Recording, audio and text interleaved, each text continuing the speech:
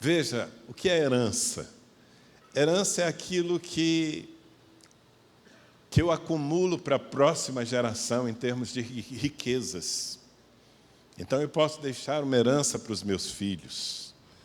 E eles podem dissipar, destruir tudo em pouco tempo. Uma herança pode sumir rapidinho. Você já deve ter ouvido alguma história assim. Legado não.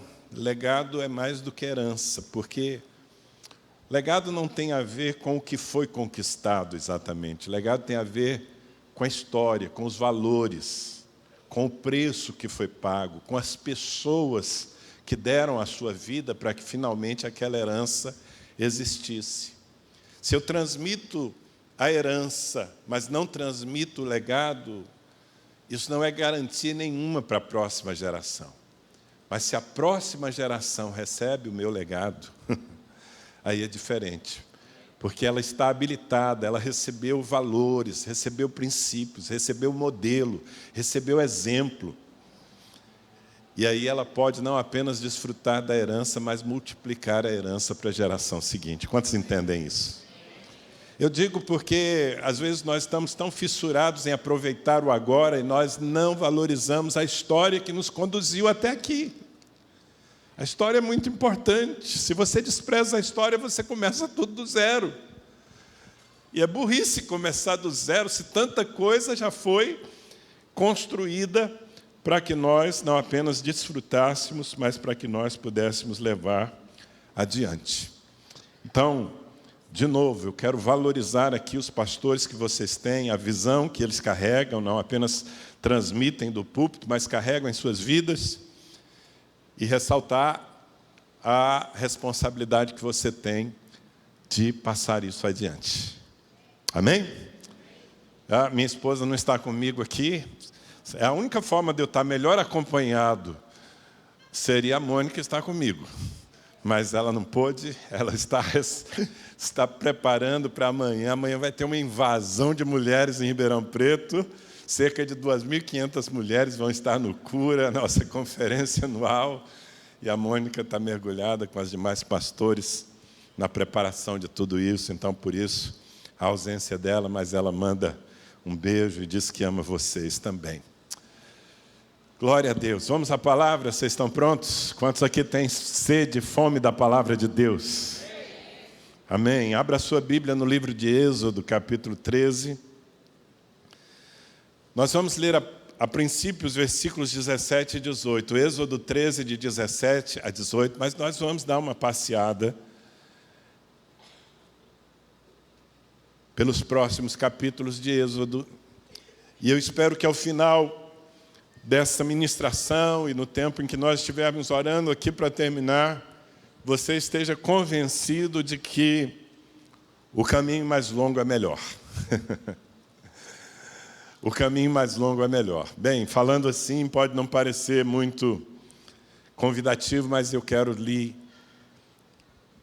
convencer com a palavra de Deus. Diz assim, Êxodo capítulo 13, versículos 17 e 18, eu vou sempre usar aqui a nova versão internacional. Quando Faraó deixou o povo ir, Deus não os levou pelo caminho da terra dos filisteus, embora fosse mais perto. Pois disse, para não acontecer que, vendo a guerra, o povo se arrependa e queira voltar para o Egito. Porém, Deus fez o povo rodear pelo caminho do deserto, perto do Mar Vermelho. Os filhos de Israel saíram do Egito organizados como um exército. Eu não sei se você já tinha parado para refletir nessa informação curiosa, mas muito importante. Havia um caminho mais curto para a terra da promessa, mas esse não foi o caminho que Deus escolheu para conduzir Israel. Ele os fez rodear. E daqui eu já quero lançar, talvez, a ideia central dessa mensagem. Querido, não tome atalhos na sua vida. Veja, no reino de Deus, processos são tão importantes quanto propósitos. E caminhar é tão importante quanto chegar. Eu vou falar de novo porque eu quero que você realmente absorva a ideia. No reino de Deus, processos são tão importantes quanto propósitos. E caminho é tão importante quanto destino. Eu vou tentar explicar isso melhor para vocês. Às vezes nós queremos chegar rápido. Normalmente somos assim, afobadinhos, né? Tem algum afobadinho aqui além de mim, não? Essa geração, então, nem se fala, acelerada. A gente já não consegue mais nem ouvir as mensagens de WhatsApp na velocidade normal. Está muito devagar. Quero que chegue logo no fim. Quem está nessa?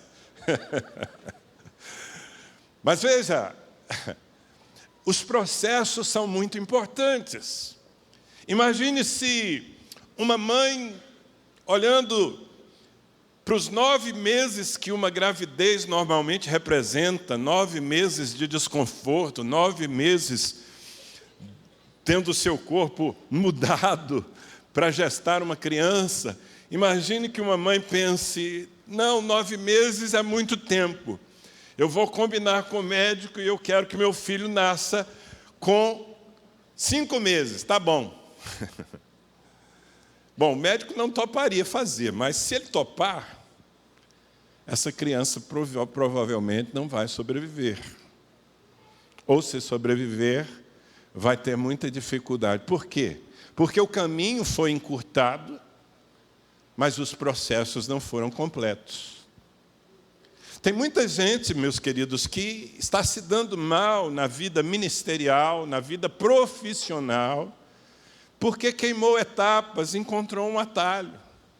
Não, por que eu preciso estudar tanto? Tem um jeito aqui, tem uma faculdade ali que quase vende o diploma. Eu faço de conta que eu vou lá, eles fazem de conta que me deram aula, eu pago a mensalidade e no final eu tenho um diploma. E isso, infelizmente, é possível na maior parte das cidades do Brasil. Mas ao final você terá um diploma. Você não terá o conhecimento, não terá a experiência e você não está preparado para enfrentar o mercado de trabalho que vai encontrar lá fora. E gente que toma atalho acaba patinando na vida porque não amadureceu, não se desenvolveu para atingir o seu destino. Essa informação aqui que eu já ressaltei, que o povo de Israel, que saiu do Egito por muita intervenção de Deus, tinha um caminho mais curto, era chamado de Via Maris. Bastava beirar o Mediterrâneo, ir pelo norte, pela terra dos filisteus. Era bem mais curto. Mas Deus não os levou por lá, embora fosse mais perto. Deus os fez rodear. E, claro, o texto aqui resume num motivo imediato. Deus pensou, se eles forem pela terra dos filisteus, vão enfrentar um nível de guerra que eles não estão preparados ainda para enfrentar. E vão desistir e vão voltar para o Egito. Eu preciso prepará-los. Eu preciso de tempo. Veja que Israel estava nascendo como nação, irmãos. Eles nunca tinham lutado, eles não tinham organização, eles não tinham uma lei, eles não tinham, até então não tinham pastor. Tudo começou com Moisés para aquela geração. Então Deus os leva por um caminho mais longo. E para você ter uma ideia, se eles fossem pelo atalho, pelo caminho mais perto, eles passariam pela faixa de Gaza. A faixa de Gaza é problemática desde aqueles tempos. Tem alguém aqui fazendo planos de passar as próximas férias em Gaza, não? Tem, não? Acho que não, né? É complicado. Aliás, eu tenho um convite para te fazer. Em vez de ir para Gaza, por que você não vai comigo em outubro do ano que vem para a Turquia? Para nós visitarmos as 7 cidades das igrejas do Apocalipse e mergulharmos nessa mensagem profética. Que tal? Vamos lá, Eric? Bom, se o pastor vai, você vai junto. Pronto. Outubro do ano que vem, tá bom? Se você tem esse desejo, você sabe que Israel, infelizmente, está em guerra, não é o momento apropriado para levar caravanas para Israel, mas a Turquia é um cenário bíblico maravilhoso, é um sonho que eu tenho de levar um grupo e também eu mesmo mergulhar. Nós vamos estar fazendo isso em outubro do ano que vem. Se você quiser informações, depois você me procure ou acesse minhas redes sociais, Danilo Figueira, você vai encontrar lá os links para ter tudo que você precisa de informação. Mas ok, feche aqui e voltemos para a faixa de Gaza.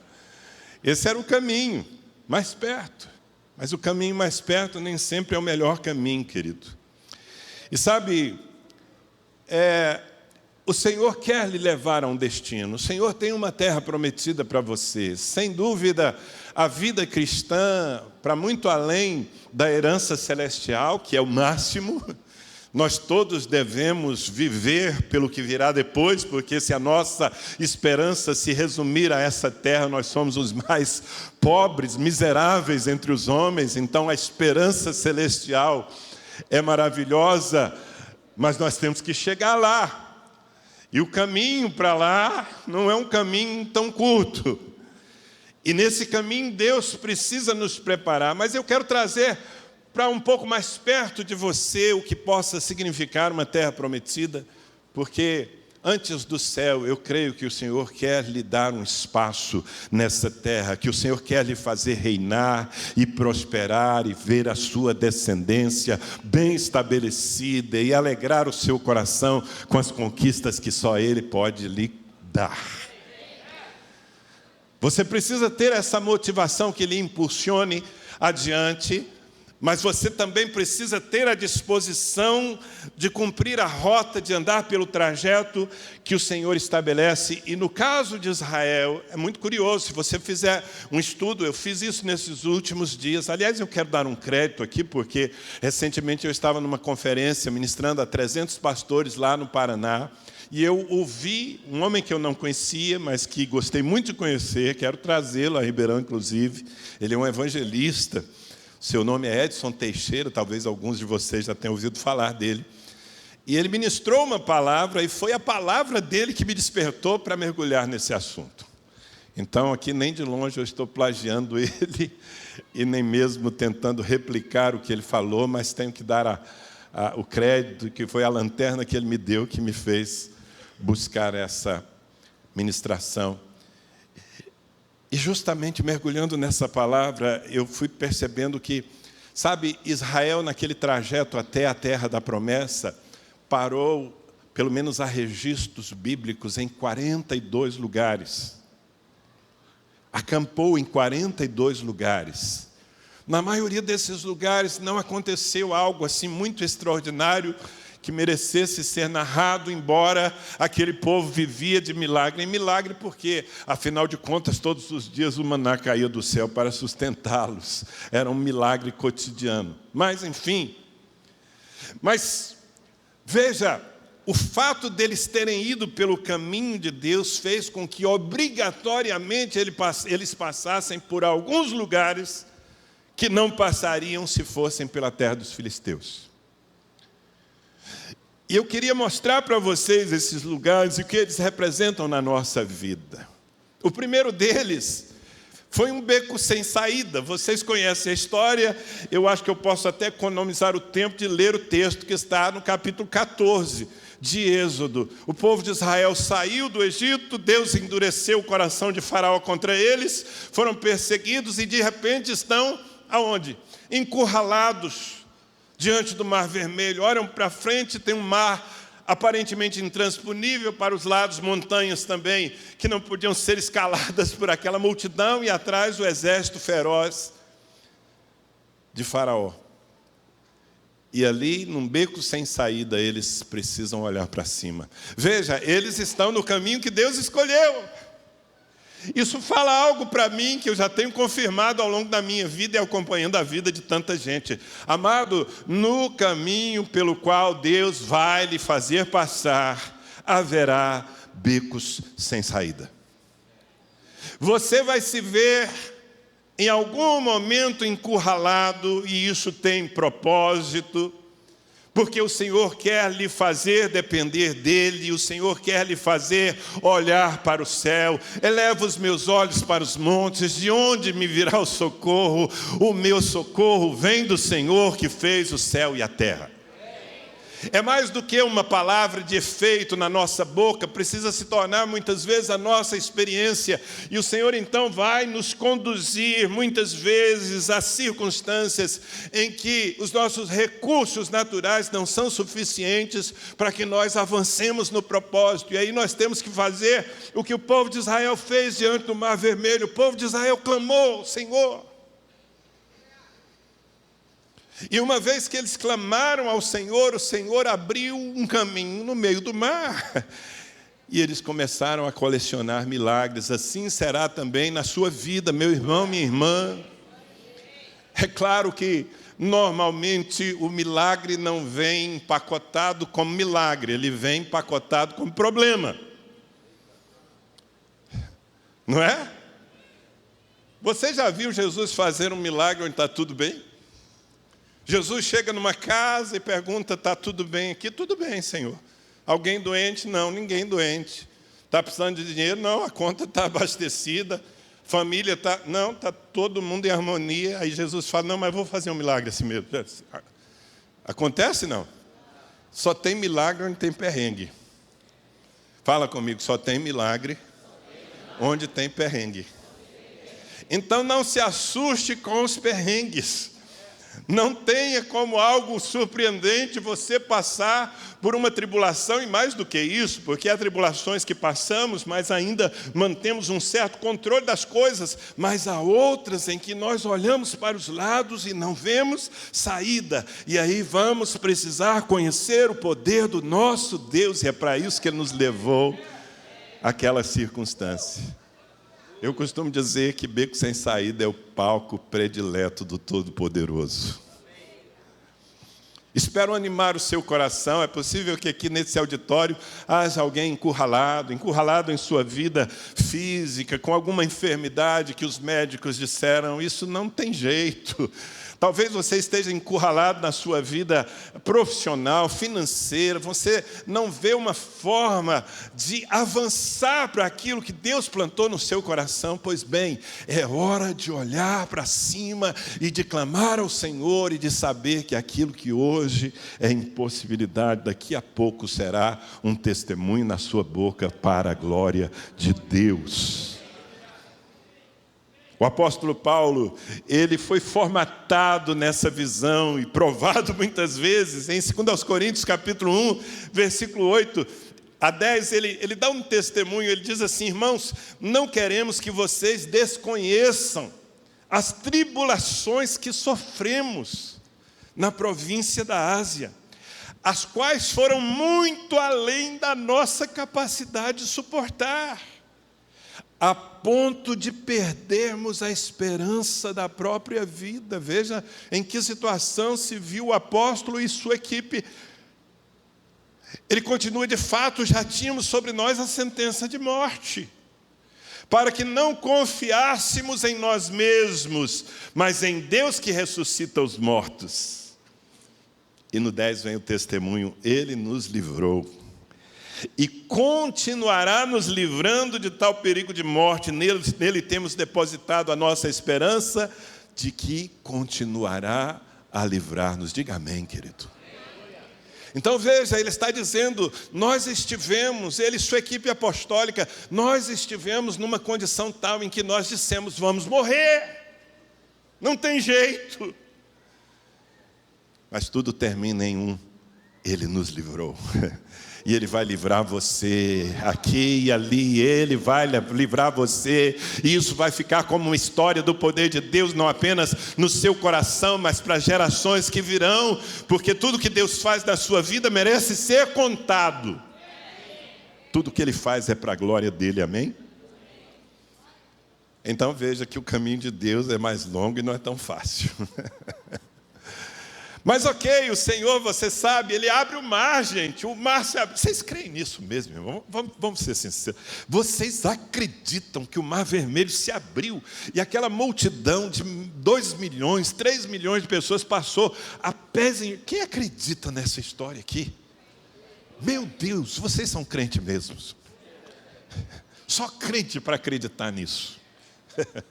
E eu sou um deles. Eu sou um deles.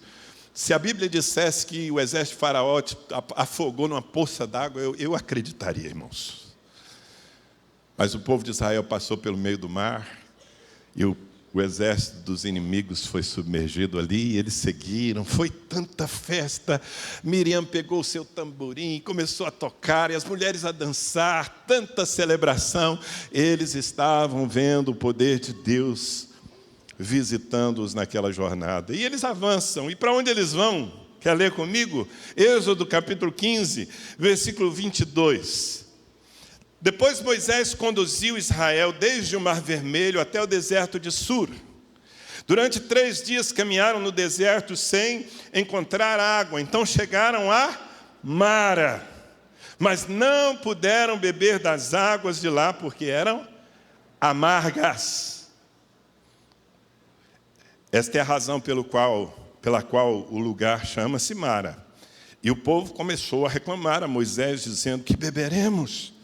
Moisés clamou ao Senhor, e este lhe indicou um arbusto. Ele o lançou na água, e esta se tornou boa. Em Mara o Senhor lhes deu leis e ordenanças, e os pôs à prova. Então vem aqui uma segunda experiência, um segundo momento. E eu diria que Mara está no caminho de Deus para nós.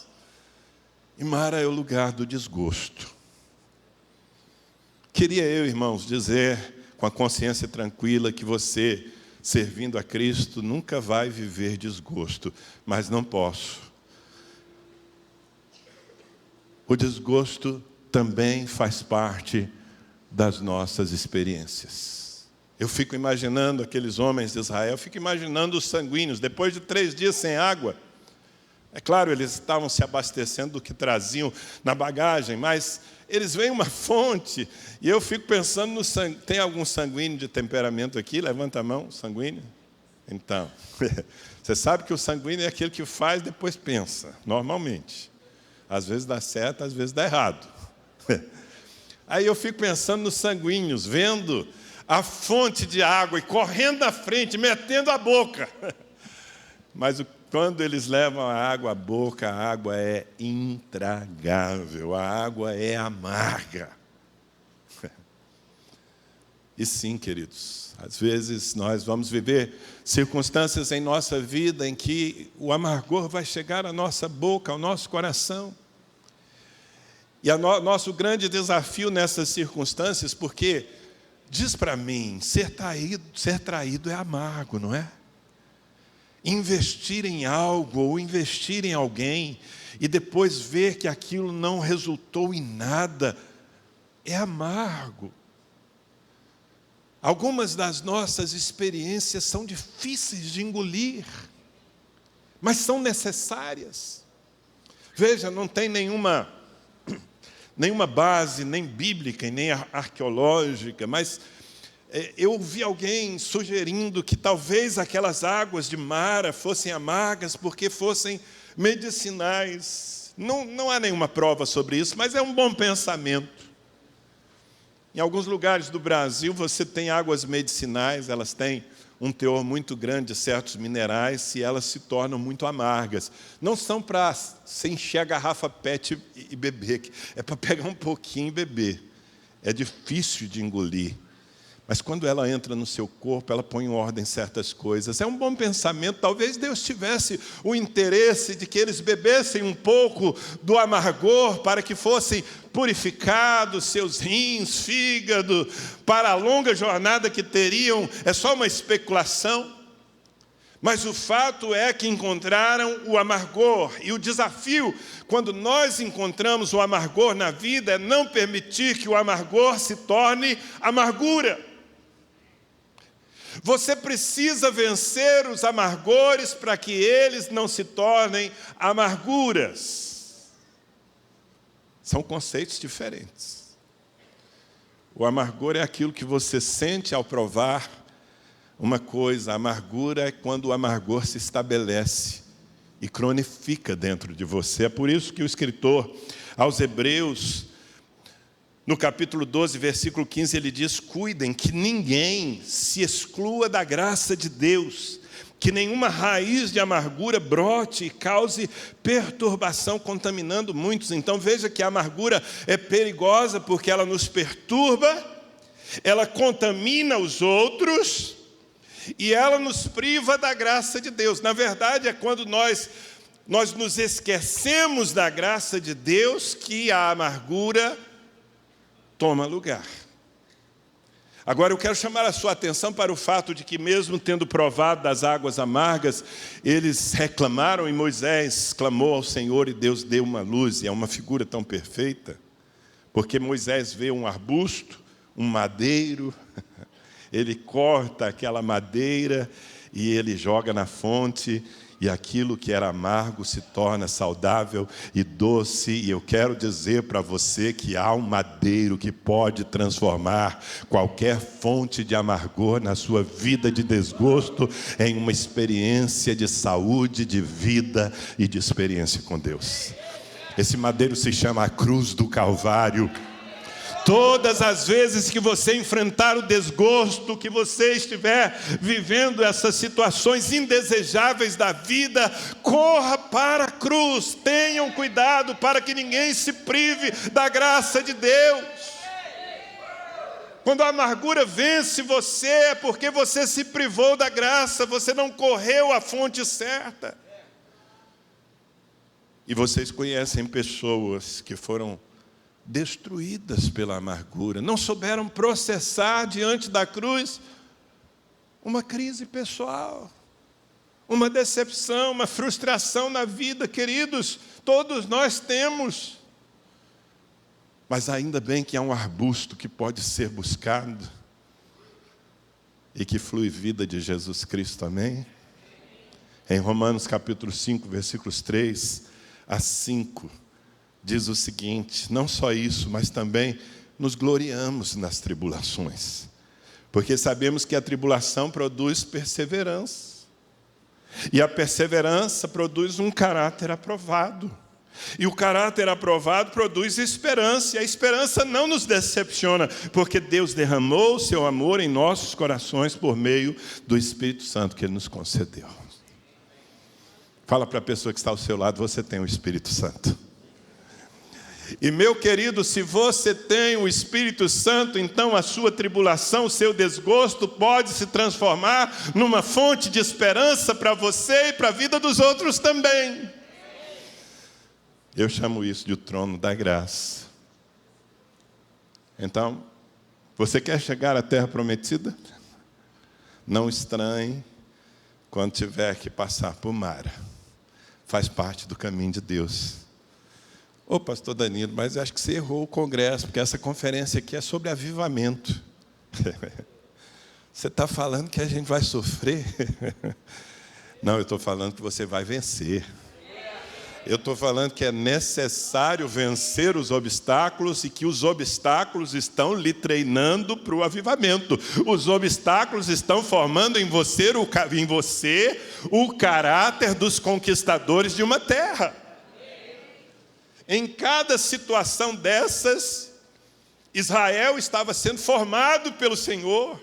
Eles eram meninos, queridos, meninos espiritualmente. Você vai ver, rebeldes manifestavam a sua rebelião com facilidade. Deus precisava tratar tudo aquilo para que eles não fossem destruídos na terra que Deus lhes havia prometido. Então o caminho mais longo era também o tempo necessário e ia trazer as experiências necessárias para essa formação. Deus está formando você, meu irmão. Deus está formando você. Ele não quer te dar um diploma que não vale nada, Ele não quer te dar um papel que foi comprado pela sua esperteza. O Senhor quer aprovar você para que você possa, como um vencedor, ser conquistador de todos os seus sonhos. Glória a Deus. O Senhor transforma as águas amargas em águas doces, eles bebem, eles desfrutam e eles saem dali avançando com o Senhor. Veja, é o Senhor quem os está conduzindo. E o que acontece logo na sequência capítulo 15, versículo 27. Depois de quê? Depois de Mara, chegaram a Elim, onde havia 12 fontes de água e 70 palmeiras, e acamparam ali junto àquelas águas. Eu quero dizer para você que no caminho pelo qual Deus está nos conduzindo também existe lugar de refrigério. Não é só perrengue, não. Tem lugar de refrigério, tem lugar em que nós somos surpreendidos pela abundância. Talvez eles nem estivessem esperando, estavam andando num deserto árido.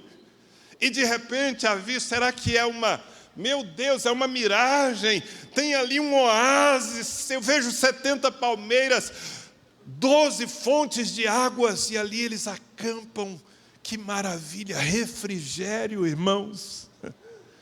Se alguém aqui está passando por mar, eu quero te dizer, eu quero profetizar sobre a sua vida. A próxima parada é Elim, é um lugar de descanso para você, de alegria. Sabe, Jesus conhece a nossa estrutura e Ele sabe que, claro, nós precisamos dos desafios para desenvolver a nossa musculatura espiritual e principalmente a nossa dependência do Pai.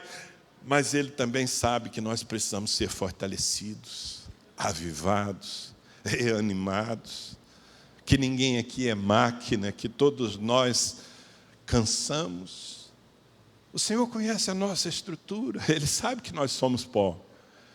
Por isso Ele providencia, e muitas vezes Ele vai lhe levar a um lugar de abundância. Quem lê o Salmo 23, tão conhecido, o Senhor é o meu pastor, nada me faltará. Bom, depende da ótica pela qual você lê o Salmo, né? Nada me faltará, não me faltará vales de sombra de morte, não me faltará inimigos à espreita enquanto eu como a mesa que o Senhor me serviu. Mas não é só isso, não é só inimigo me espreitando. Ele me faz repousar em verdes pastos. Guia-me para junto das águas tranquilas, refrigera-me a alma. Amém. Há refrigério para aqueles que estão andando com Deus. Eu fico olhando para a minha vida, agora mesmo, nesse último mês, nós passamos por nós tivemos que beber das águas amargas de Mara como família. Depois de um tempo maravilhoso, viajamos juntos, fomos à Europa, desfrutamos, voltamos para o Brasil. E de repente a minha nora, casada com o meu filho, uma filha que Deus me deu, começou a ter dores terríveis, dores lacerantes no seu corpo. Ela foi internada, foi virada pelo avesso. Nenhum exame, nenhuma tomografia, nenhuma ressonância indicava nada que pudesse justificar. E os médicos administrando remédios pesados, morfina, e ela gemendo de dores por um dia, uma semana, 2 semanas, 3 semanas, numa UTI de um hospital. Amados, que difícil. Que difícil viver situações como essa. Se pudéssemos excluí-las da nossa vida. Eu fiquei tão agradecido ao Senhor pela estrutura que Ele deu ao meu filho, Gabriel. Gabriel é um homem, tem 28 anos, mas eu não sabia que ele já era tão maduro. Estando ali ao lado da sua esposa, apoiando, sempre sustentando uma palavra de fé, procurando ele mesmo e ajudá-la a entender o propósito de Deus em permitir aquela situação. O que Deus estava querendo construir na vida deles, em meio a tanta dor. Até que finalmente o Senhor a livrou e ela saiu daquele hospital e está sem nenhuma dor já há mais de 10 dias, com a sua vida normal. Graças a Deus, agora estamos desfrutando do testemunho do que Deus fez. Mas veja, é difícil viver essas circunstâncias, e como Deus sabe que é difícil, Ele vai nos conduzir aqui e ali a oásis onde nós vamos reabastecer o nosso coração. Isaías 58, 11 diz: o Senhor o guiará continuamente. Quem quer ser guiado por Deus aqui? Pois há uma promessa: o Senhor o guiará constantemente, satisfará os seus desejos numa terra ressequida pelo sol. Veja, é enquanto você caminha pelo deserto, é numa terra ressequida pelo sol que o Senhor lhe guiará e fortalecerá os seus ossos. Você será como um jardim bem regado, como uma fonte cujas águas nunca faltam. Digam, recebo. Porque quando a fonte está em nós jorrando, então as circunstâncias não conseguem nos abater. Eu não sei quanto tempo eles passaram ali, mas que foi bom, foi bom. 70 palmeiras, sombra e água fresca. Veja bem, palmeiras, hein? Quem lê, entenda. Você quer ser um vencedor? Palmeiras. O resto é mara.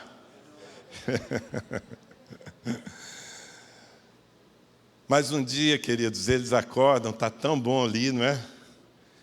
Eles acordam e eles veem a nuvem se mover.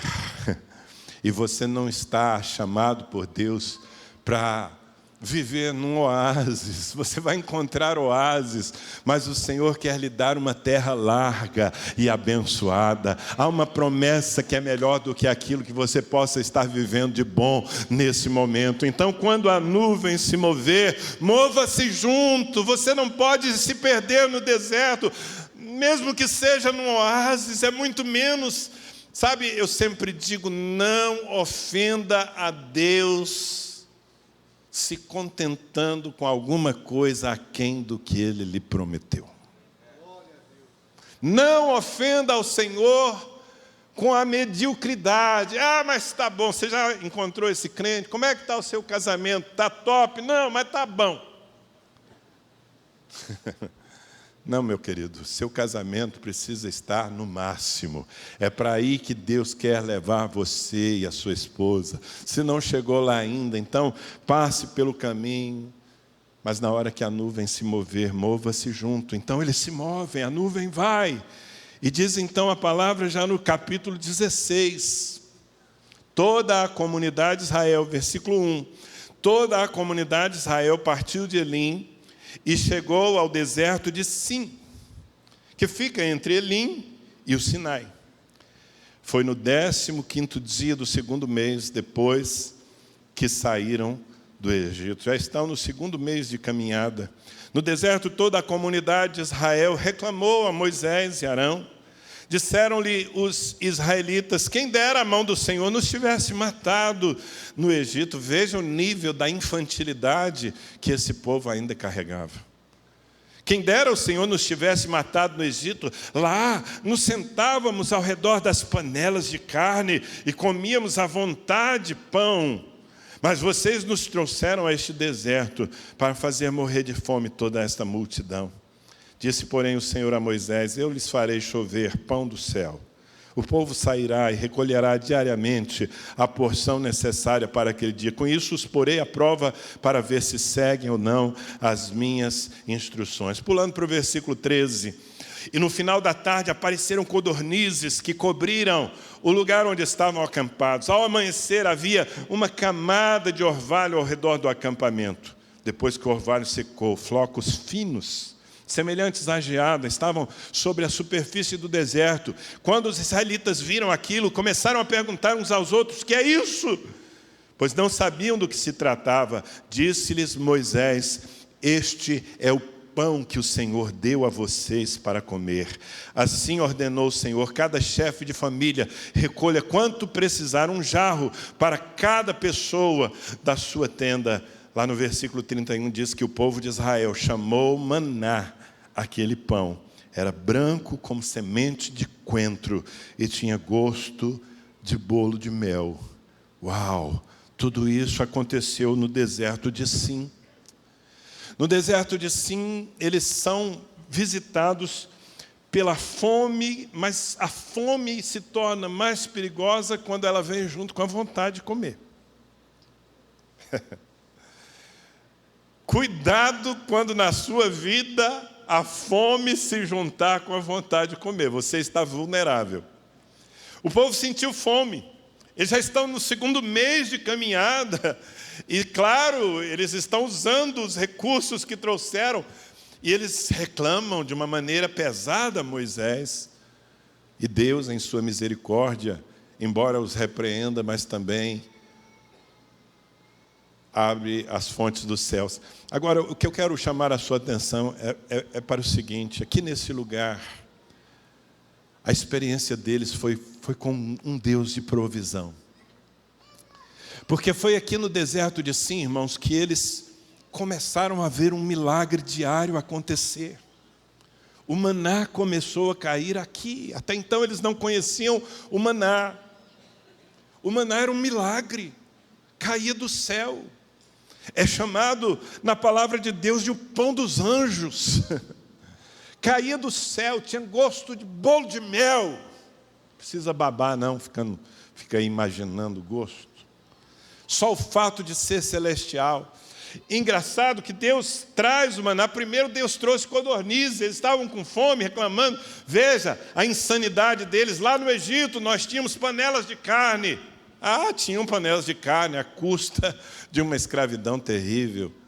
Não faz sentido um crente sentir saudade do mundo, não faz sentido ele pensar nas coisas que ele teve que deixar para trás e renunciar, porque todas essas coisas lhe custavam uma escravidão. Nós estávamos presos ao tacão do inferno. O Senhor nos libertou. Então o que deixamos para trás, e agora vamos viver por aquilo que Deus nos concede em sua graça. Amém? Agora veja, com a queixa deles, o Senhor misericordioso manda codornizes, estão reclamando por carne, então toma, carne. Mas o maior milagre foi o maná. Porque as codornizes vieram, alegraram uma noite deles, mas o maná os sustentou pelos próximos 40 anos. Sabe, nós precisamos aprender em nossa caminhada com o Senhor, que quem nos sustenta na direção da promessa é Ele mesmo, queridos. Enquanto você estiver sentindo saudades do mundo, batendo no peito e dizendo, eu conquisto aquilo que me sustenta, você vai muito mal. Você não está pronto para conquistar o que Deus quer lhe dar. Você precisa aprender a valorizar o milagre que acontece todo dia na sua vida. Sim, eu acredito que naqueles primeiros dias foi muito entusiasmante. Eles pegavam, o Senhor disse, olha, peguem o suficiente para o dia, ok? Mas alguns, meio desconfiados de Deus, pegaram para o dia seguinte e o maná apodreceu em suas tendas, não é? Porque o que Deus quer gerar aqui no deserto de Sim é um sentimento de dependência em nós. Ou seja, Ele quer nos convencer que Ele é e sempre será o Deus da nossa provisão. Diga, na minha vida, o Senhor é Yahvé Jireh. Diga de novo, na minha vida, o Senhor é Yahvé Jireh. Ou seja, Ele é o Deus que me provê de tudo, não apenas do pão que alimenta o meu corpo, mas de tudo que eu preciso para continuar caminhando. Isso já está liberado do céu pela graça de Deus, mas eu vou precisar colher a porção de cada dia. Não fique esperando que Deus lhe dê a porção dos próximos 30 dias, porque isso vai gerar em você um sentimento de estabilidade humana.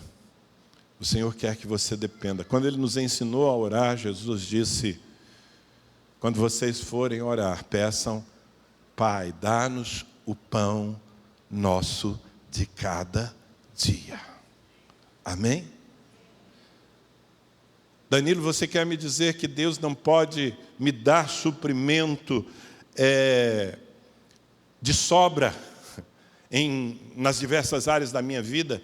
Não, eu até acredito que Deus quer lhe dar suprimento de sobra, mas antes você precisa aprender a viver com o pão de cada dia.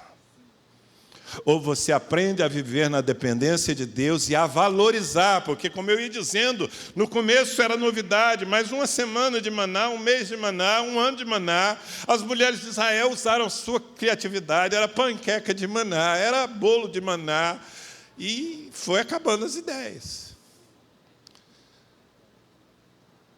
E o maná passou a fazer parte do cotidiano. Mas escuta aqui, meu irmão, não é porque faz parte do seu cotidiano que não é milagre de Deus. Eles chegaram num determinado momento, uma parte daquele povo, a chamar o maná de esse pão vil, porque estavam desprezando o que Deus fazia em sua aliança para sustentá-los. E se você entrar por esse caminho, se você não valorizar o que Deus lhe dá,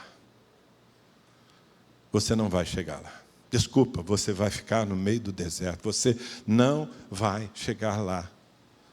Sabe, uma das coisas que Deus fez na vida do meu filho e da minha nora, e eles estão testemunhando isso, Gabriel pregou nesse último domingo e ministrou sobre isso, foi a grande chave para vencerem aquela situação de saúde grave, foi a gratidão.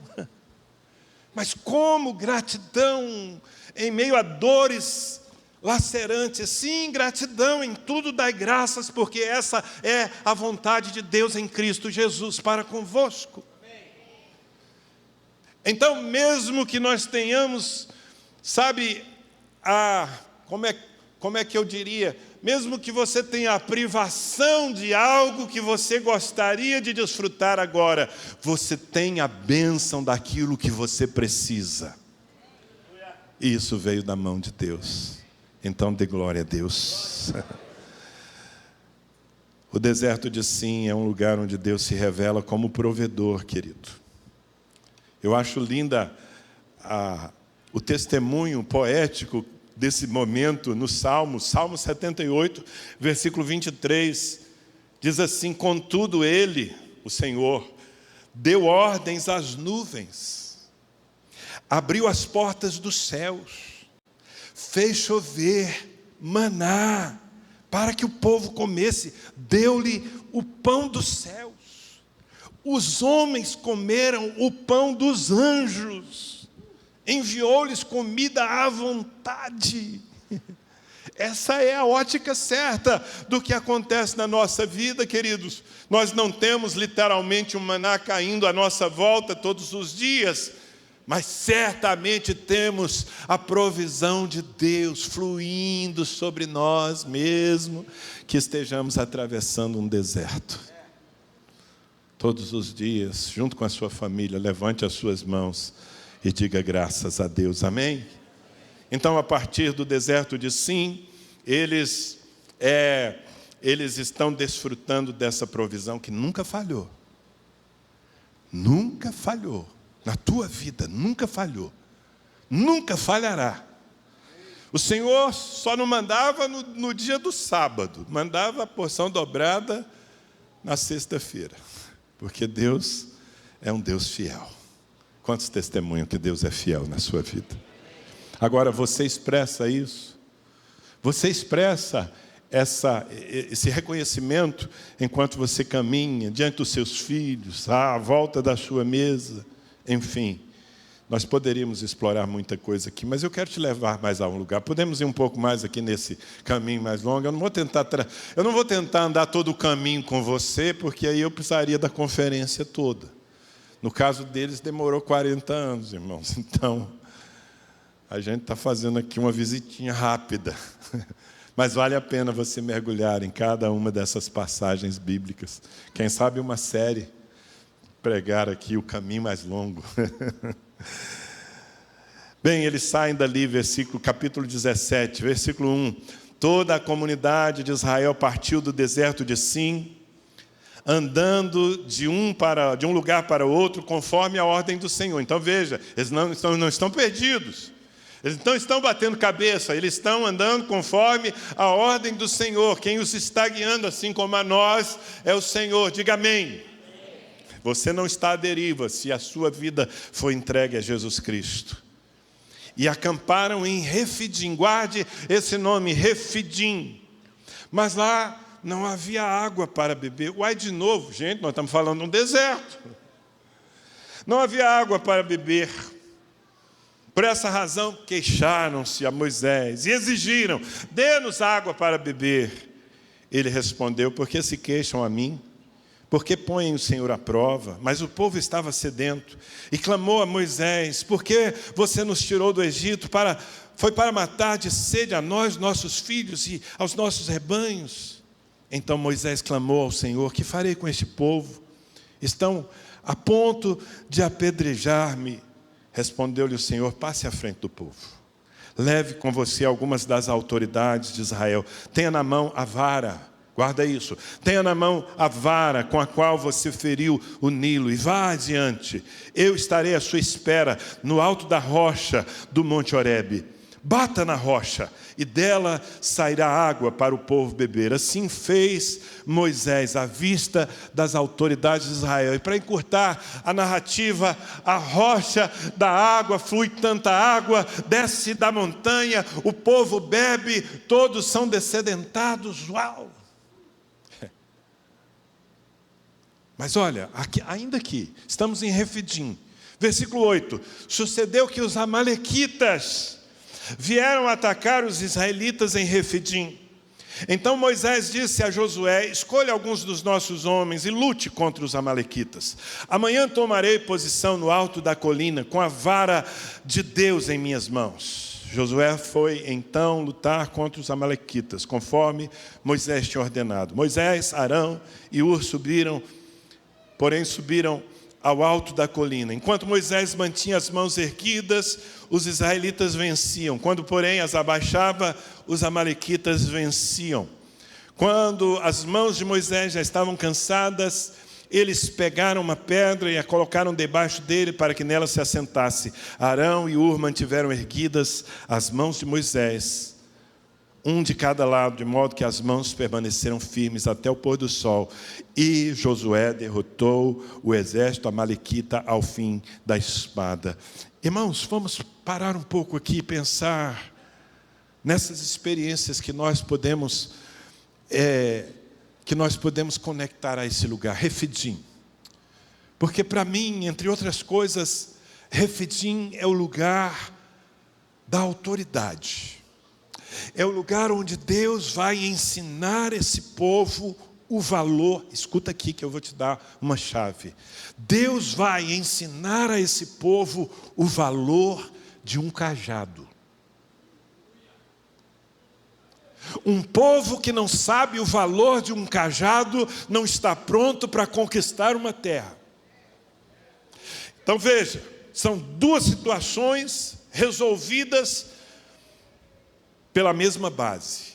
Primeiro, eles estão com sede, eles se queixam, eles reclamam. Moisés, inspirado por Deus, orientado por Deus, pega a sua vara. A vara de Moisés é um cajado de pastor. Aliás, um cajado que foi ungido ali naquele lugar mesmo. Nós estamos em Horebe. Refidim é ao pé de Horebe. Horebe foi o lugar onde Moisés teve o seu encontro com Deus, o seu chamado, onde Deus disse: o que é isso da tua mão? Ele disse: é uma vara. E de certa forma o Senhor falou: não é mais uma vara, porque eu estou ungindo essa vara, estou te levantando como pastor de uma geração. Com aquele cajado ele venceu os poderes do Egito e agora está ali o povo com uma necessidade. E Deus diz: usa o cajado e fere a rocha. Você sabe que há, claro, uma figura messiânica tremenda, porque a rocha ferida representa Jesus Cristo na cruz do Calvário. Quando Jesus foi ferido na cruz, a água viva jorrou. Você sabe que até fisicamente, não é? Lembra quando o soldado romano feriu seu flanco e saiu dali sangue e água? Isso é também simbólico, foi literal. Então tudo é em torno da cruz, mas veja, há um elemento aqui que está provendo para a necessidade de um povo, e esse elemento é um cajado de um pastor. Então eles bebem da água que não beberiam se não tivessem pastor. Eu quero dizer para você uma coisa aqui, querido: não se trata de você se tornar propriedade de ninguém, se trata de você entender que Deus deu uns como apóstolos, outros como profetas, outros como evangelistas, outros como pastores e mestres, tendo em vista o aperfeiçoamento dos santos para a obra do ministério. Que você é ovelha. Veja, Israel, aquele povo não sabia ser ovelha. Não sabia. Foram escravos por 400 anos, não tinham líderes espirituais. Agora Deus levanta um líder espiritual e eles não sabem o valor de um líder espiritual. Então o Senhor respalda Moisés. Primeiro, no suprimento de necessidades, a água que brota. Mas logo na sequência, eles têm que enfrentar pela primeira vez uma guerra. Veja que até aqui Israel não tinha lutado contra ninguém. Nunca tinha lutado contra ninguém. Os desafios eram naturais, as agruras do deserto. Mas aqui os amalequitas os atacam. E eles têm que ir para o campo de batalha. Pela primeira vez, um exército que não tinha treinamento para isso. Pelo menos não tinha um grande treinamento. Mas eles vencem. E por que eles vencem? Eles vencem porque são bons? Não, eles vencem porque no cume do monte, lá na colina, há um pastor que ainda cansado, está com as suas mãos estendidas, o seu cajado estendido, e é a operação do ministério daquele homem que está liberando a bênção sobre o povo no vale. Com isso eu quero lhe dizer que você só vai chegar lá se você virar ovelha e se você valorizar o cajado que Deus colocou na mão dos seus pastores. Porque você quer saber uma figura deplorável, uma ovelha que não tem pastor. A Bíblia diz que Jesus, vendo as multidões, sentia compaixão, dó, pena, porque eram como ovelhas que não têm pastor. E uma ovelha que não tem pastor, ovelha foi feita dependente. Você é ovelha. Quem se assume ovelha do rebanho do Senhor aqui? Então, meu irmão, deixa eu te falar uma coisa. E de novo, não é sobre você entregar o controle da sua vida a terceiros. Não é sobre você ter ídolos ou gurus, porque você é um sacerdote de Deus e tem acesso ao trono da graça. Acabamos de celebrar a reforma protestante que nos devolveu essa verdade. Todo crente pode chegar diante de Deus com liberdade, sem precisar de intermediários. Ok? Isso é uma verdade.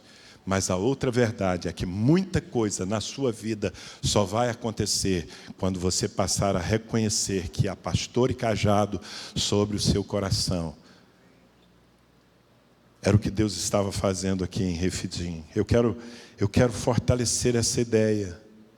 Em Hebreus capítulo 13, versículo 17, está escrito: obedeçam aos seus líderes, em outra tradução, aos seus guias, em outra tradução, aos seus pastores, e submetam-se à autoridade deles. Eles cuidam de vocês como quem deve prestar contas.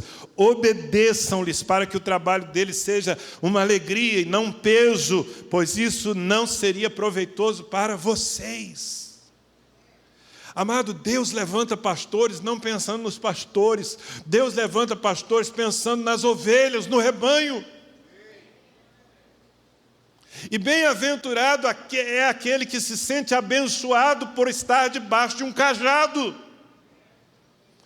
Eu vou falar de novo, tem coisa que só vai fluir na sua vida debaixo da bênção dos seus pastores, dos seus líderes espirituais. Foi Deus quem os deu a vocês.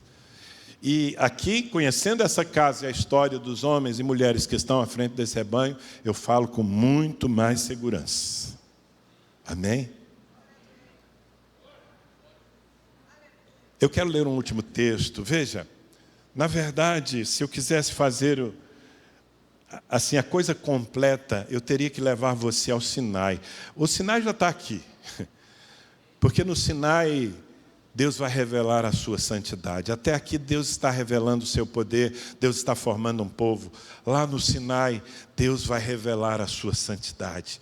Ele vai descer, o monte vai fumegar, as pessoas vão ficar com medo.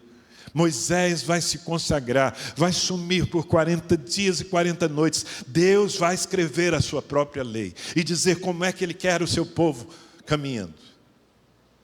Mas enquanto isso tudo está acontecendo, o povo de Israel, ainda com as influências do Egito, resolvem criar um falso Deus, um culto sem presença. E vocês conhecem toda essa história. Eu não vou explorá-la aqui. Seria o último lugar que eu iria levar a vocês. E que sim, esses 6 lugares lugares são os que eram exclusivos dessa rota mais longa. Vocês estão entendendo isso? E é claro, enquanto eu visito a história, eu estou querendo trazer você para a história.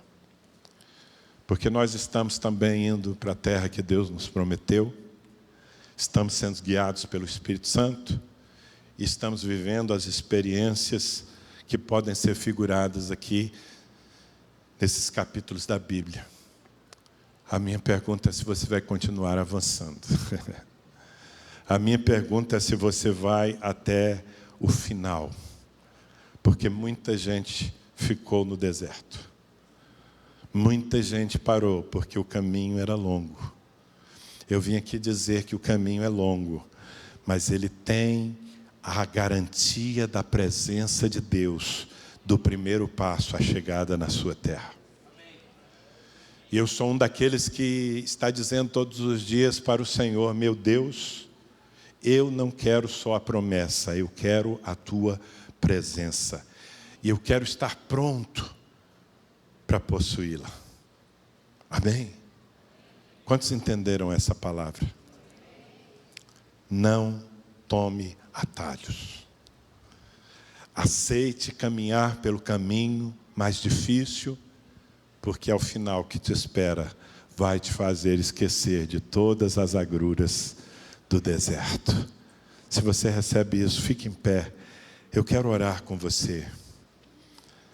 Eu acho que Deus lhe falou algumas coisas aqui, talvez algumas delas cheguem no momento mais oportuno. É possível que haja irmãos aqui num beco sem saída, precisando olhar para cima e dizer: Senhor, abre um caminho no meio do mar, porque eu não sei para onde eu vou. Se os músicos puderem tomar seu lugar aqui para me ajudar, porque nós vamos ter um tempo de oração. Se você está encurralado, se você precisa realmente de um milagre em sua vida, então é hora de você clamar a Deus. É hora de você dizer: Senhor, eu estou andando contigo, e eu sei que esse beco sem saída é um palco para a manifestação da tua glória. Talvez você esteja vivendo o amargor de uma experiência. Você foi traído, humilhado, prejudicado. Está sendo tão difícil engolir essa situação. Você está em Mara, mas Deus está em Mara com você. Foi Ele quem lhe fez passar por aí. Ele está formando o seu coração. Ele está lhe ensinando a correr ao trono da graça. Pega o arbusto, pega o madeiro, toma o poder da cruz de Cristo e transforma essa experiência dolorosa do seu coração em um testemunho de vitória. Recentemente, irmãos, nós estávamos num congresso de homens lá em Ribeirão Preto, mais de 1000 homens reunidos no altar.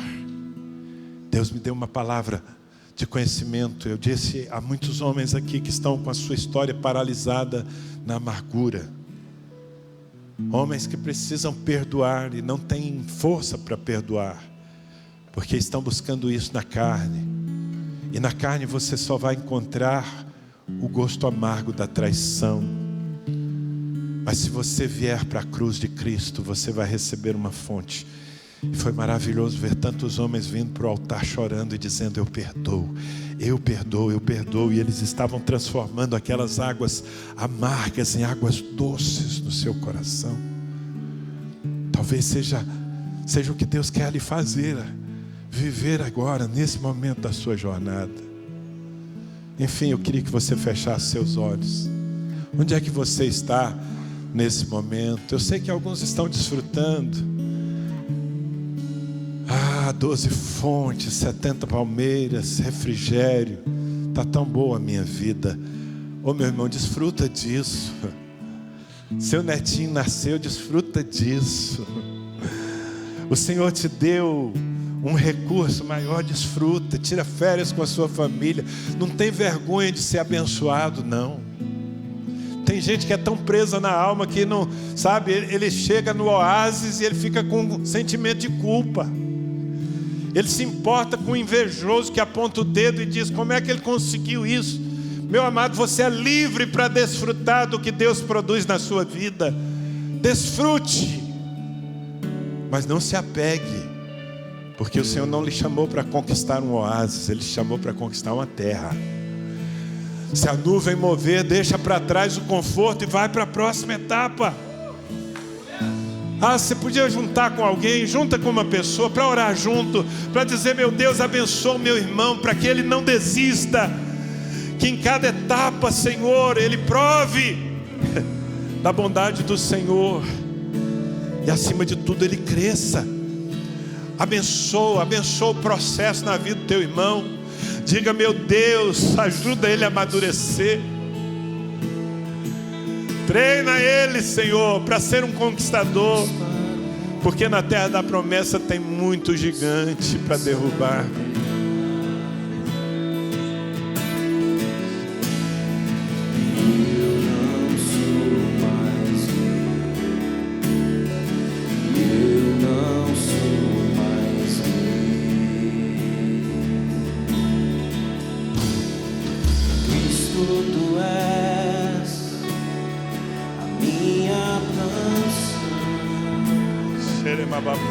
Ore.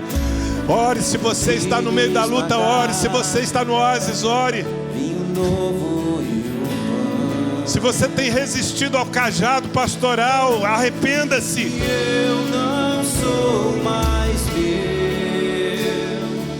eu não sou mais meu. És a fome que me faz cantar, és a sede que me faz beber, és o nome que escuto ao deitar, e o olhar que vejo ao amanhecer.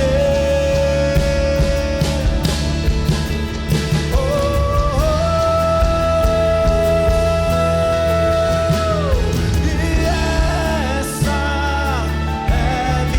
minha promessa,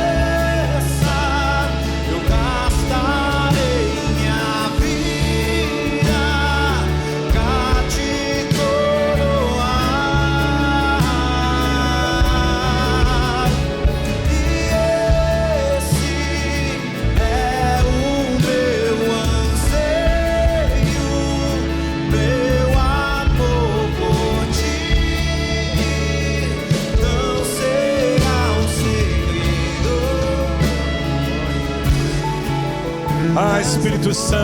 Espírito Santo, visita o teu povo aqui, porque nós temos uma jornada e nós não queremos ficar para trás. Não somos os que desistem, retrocedem, somos os que avançam para a promessa em fé, Senhor.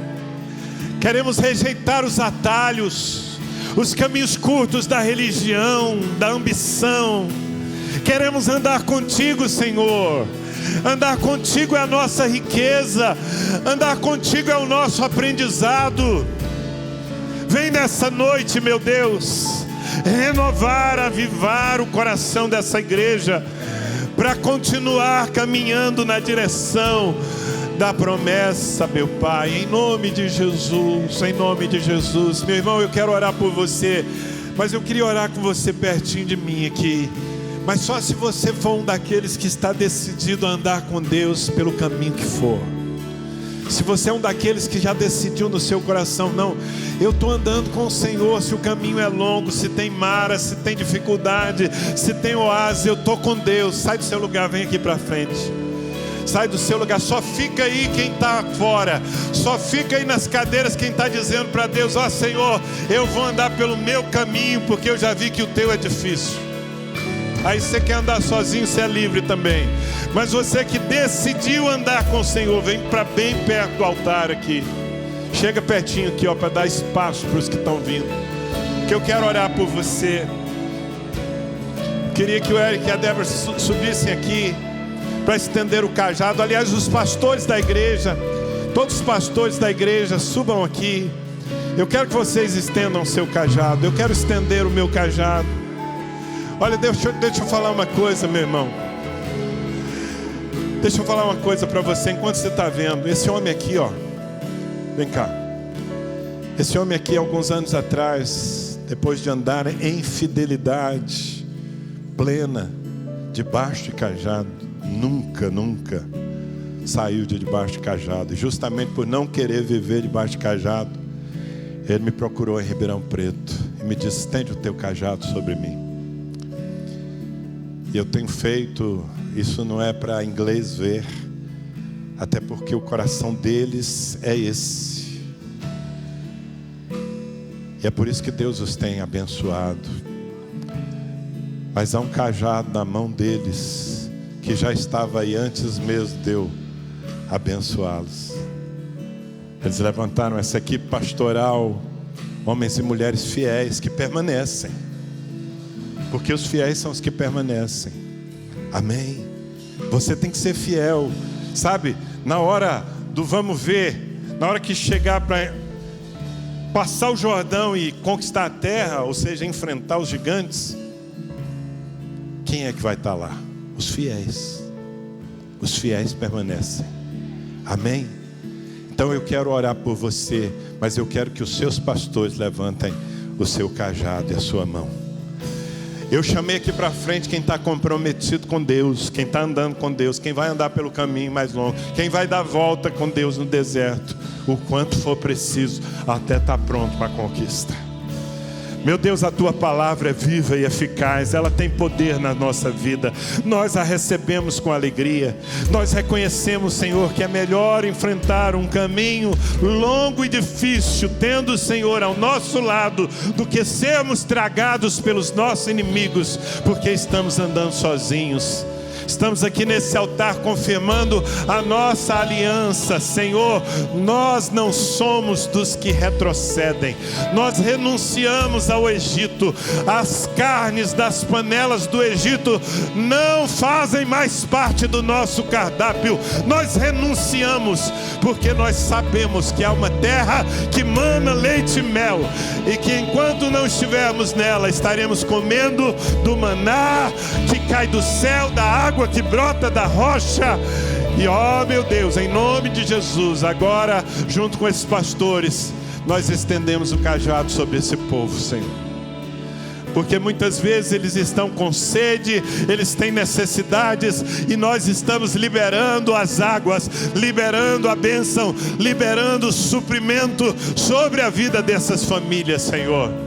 Porque muitas vezes eles estarão em guerra, e nós estamos com as nossas mãos levantadas, dizemos: vençam, vençam, vençam, vençam, e respaldando o Senhor, para que eles avancem no propósito. Meu Deus, ajuda aquele que está vivendo uma experiência amarga, ajuda aquele que está provando das águas de mar agora, Senhor. Oh meu Deus, o poder da cruz transforme isso num testemunho. Meu Pai, agora mesmo libera dos céus uma palavra sobre quem está encurralado, está numa situação sem saída. Se é teu servo, abre o mar agora, Senhor. Abre o mar, Senhor, e glorifica o teu nome. Submerge os inimigos. Ah, meu Pai, abre os olhos para ver o maná de cada dia. Libera desde o céu a provisão que é abençoada, Senhor. Eu peço ao Senhor, em nome de Jesus, se tem aqui nesse lugar alguém que ainda não tem um coração de ovelha, faz cair essas escamas dos olhos, Senhor.